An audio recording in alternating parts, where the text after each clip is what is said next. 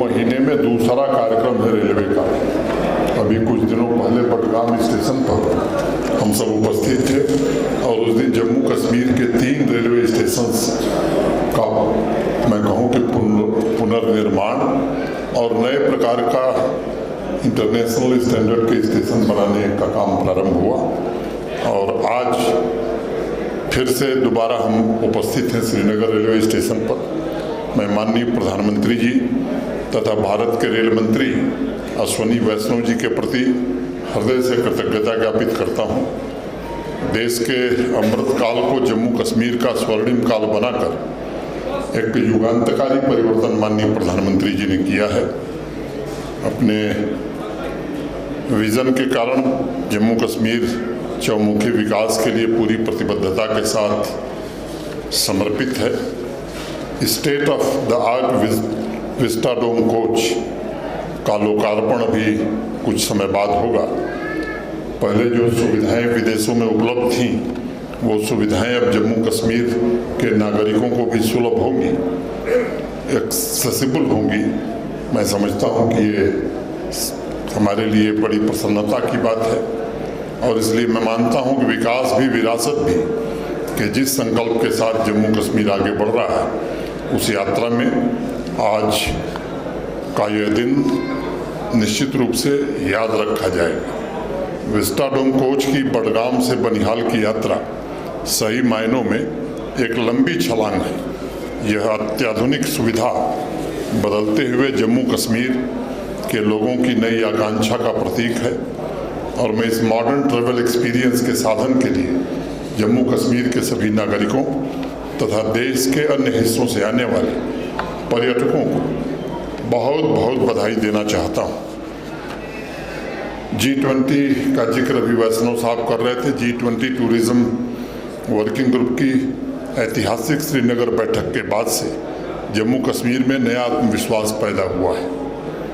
आज जम्मू कश्मीर को लोग बड़े सम्मान से देख रहे हैं और मुझे बताते हुए प्रसन्नता है कि विदेशी पर्यटकों की संख्या उस बैठक के बाद पिछले वर्ष के मुकाबले इस वर्ष 350% की वृद्धि हुई है।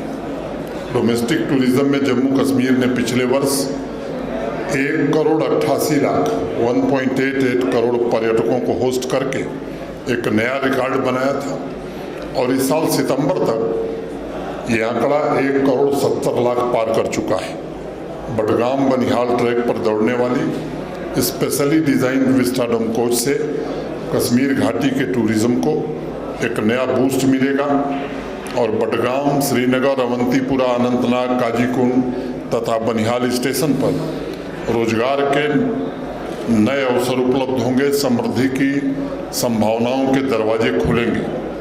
विस्टाडोम के मनमोहक एयर कंडीशन कोच की चौड़ी खिड़कियां, कांच की पारदर्शी छतें, आप में से बहुत लोग इसको देख सकते हैं।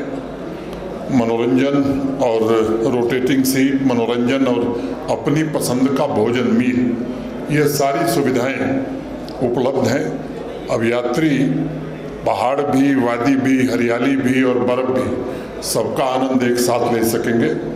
लोगों को, देश भर से आने वाले लोगों को कश्मीर घाटी एक नए रूप में देखने का अवसर इसके कारण प्राप्त होगा।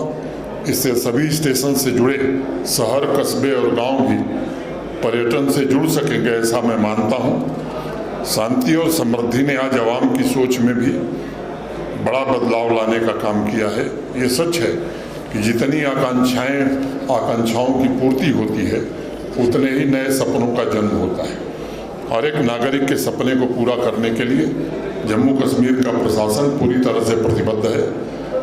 हमने कोशिश की है कि सामाजिक आर्थिक पिछड़ेपन के खिलाफ प्रतिबद्धता से काम किया जाए और हर क्षेत्रों में एक नए आयाम जम्मू कश्मीर प्राप्त करे, इसकी कोशिश हो रही है।